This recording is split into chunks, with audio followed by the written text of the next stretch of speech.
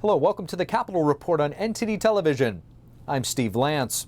A Georgia judge today saying he was skeptical that prosecutor Fani Willis could try all 19 defendants together in October. He said the entire case could be at risk since they're still waiting to find out if the case will be moved to a federal court. NTD's legal correspondent Arlene Richards brings us more.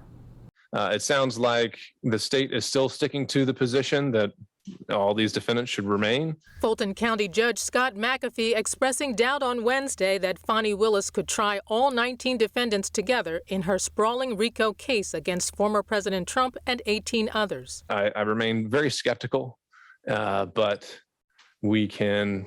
I'm willing to hear what you have to say on it. The prosecution argued that Ken Chesebro and Sidney Powell's request to have separate trials should not be allowed. Judge, we contend that we must prove the entire conspiracy against each and every one charged. Special Prosecutor Nathan Wade said all 19 defendants had to be tried together. He said the judge would have to decide whether or not he wanted to hear the same case 19 times. Wade estimated how long the trial would take. Firstly, we would contend that a trial of these 19 co-defendants will take 4 months. He said that would include in excess of 150 witnesses testifying, not including if the defendants decide to testify, and that the 4 months also didn't include jury selection. With a speedy trial date coming up in October, Judge McAfee questioned whether or not all 19 defendants could come together in 47 days. But he also had another concern. One of the first things I kind of want to talk through is potentially how removal affects this. Some defendants have asked a district court judge to move their case to federal court based on their status as federal officials during the alleged time period. Judge McAfee said a conviction in the state trial will be put on hold while they wait to hear the federal judge's decision. And if the federal ruling is appealed, that wait could be even longer. Right. So it could potentially even optimistically be a 6-month turnaround just for the 11th Circuit to come up with a decision. The judge said it might be risky to push forward. He's also concerned about a lot of pretrial motions and questioned how they could handle motions from all 19 defendants in 47 days. In the end, Judge McAfee denied Chesebro and Powell's motions for separate trials and asked the prosecution to submit additional papers explaining how they will try 19 defendants in one trial. The prosecution has until next Tuesday to explain. And now over to former President Trump's other legal challenges, a ruling in the E. Jean Carroll defamation case, and a response to Trump's request to delay Attorney General Letitia James's civil fraud lawsuit against his business. A federal judge has ruled that Trump is liable in the second E. Jean Carroll defamation case. That means the jury will only need to decide how much money Trump will have to pay her when the case goes to trial in January. The case centers on Trump's 2019 statements denying he sexually assaulted Carroll in the mid-1990s. And in A.G. James's case, a New York judge has denied Trump's request to briefly delay the trial scheduled for October 2nd. Trump argued the trial should be delayed until the judge considers both sides' requests for summary judgments. In this case, the New York Attorney General is accusing Trump and his businesses of overhauling the assets of the Trump Organization. Senators returning to Capitol Hill and Republicans are facing questions about whether they should replace their leader. This after Minority Leader Mitch McConnell had a second episode of freezing mid-sentence during a press conference. NTD's Melina Wisecup has more for us from Capitol Hill. So Melina, tell us, how's Mitch McConnell doing? Good evening. So yeah, when we saw Senator McConnell today, he seemed fine, nothing out of the ordinary, pretty normal, nothing abnormal in his demeanor or in his speech. It was just like regular, his low mumbled voice that he always uses, no glitches there, nothing freezing that we've seen twice in the past 5 weeks. So everything was normal. The Capitol physician here has cleared him fully to return back to his duties and ruled out anything neurological or serious. The Capitol physician will read you exactly what he said in this regard. He said there's no evidence that you have a seizure disorder, that you've experienced a stroke, TIA, or movement disorder such as Parkinson's disease. But one huge question still remains, and that is exactly what happened here in these two instances, at least that we're aware of. And that's a question that McConnell doesn't seem to know the answer to, or at least he doesn't want to tell us if he does know the answer. Here's what McConnell had to say to reporters today, as well as how senators in his own caucus are reacting. Do you know what it is?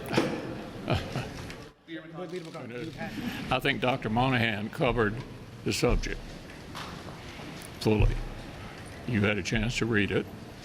I don't have anything to add. I'm going to finish my term as leader, and I'm going to finish my Senate term. There's medicines you take for seizures. As far as I know, he's not on those. I'm concerned about Mitch. He's my friend. He's my colleague. He's my leader, and I will continue to support him. He is fit to continue as majority leader. So yeah, listen, I voted against him as leader. It's not my choice for leader, and hasn't been, and that hasn't changed.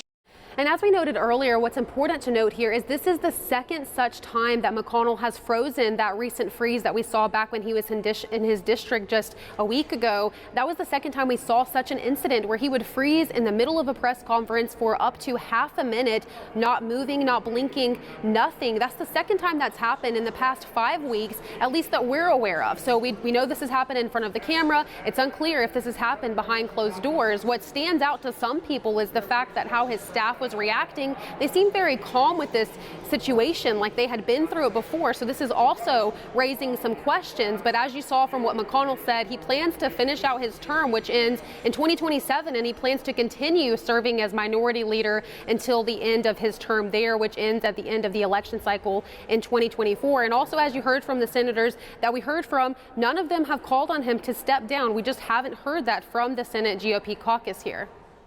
More on the House Oversight Committee's investigation into Hunter Biden's business dealings. Committee Chairman James Comer asking for the National Archives to provide emails from when then Vice President Biden was in office.